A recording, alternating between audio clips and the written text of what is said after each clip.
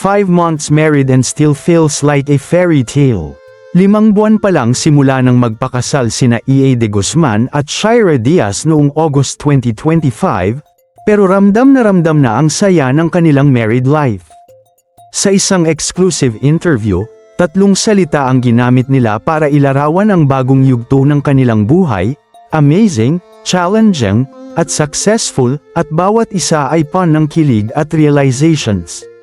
Amazing, para kay EA, walang kapantay ang kanilang honeymoon sa Switzerland at Paris. At sinundan pa ng isa pang honeymoon feels sa Puerto Princesa. Para raw silang laging nasa bakasyon, laging may bagong lugar at bagong alaala bilang mag-asawa. Challenging in a good way, ayon kay Shira, bago ang lahat, pero masarap sa pakiramdam. Legal na ang lahat, araw-araw may bagong nadidiskubre sa isa't isa, at bawat challenge ay mas pinagtitibay ang kanilang samahan. Successful, dahil lahat ng kanilang pinlano, lalo na ang kasal, ay nag-fall perfectly into place. Isang wedding na eksaktong-eksakto sa kanilang pangarap. Life as newlyweds. Pagdating sa bahay, walang komplikasyon, walang usapan kung sino ang gagawa ng chores. Kusa, natural, at balanced. Si EA sa gawaing bahay, si Shira sa repairs, at pareho silang nagtutulungan. Pagdating sa pera, walang ailangan. Maaga nilang pinag-usapan ang finances.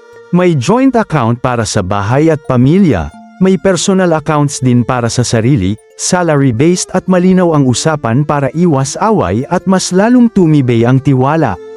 Parang kinasal ulit.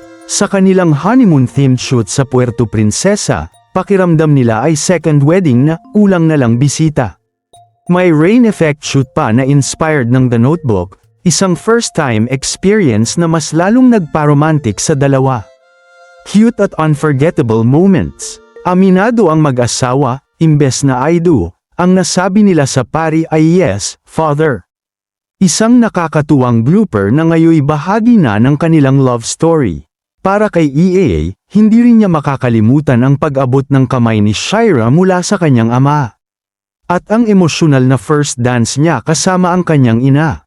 Isang kwento ng pagmamahalan, respeto, at tunay na partnership, patunay na kapag handa na ang puso, ang married life ay hindi lang commitment, isa itong araw-araw na kilig.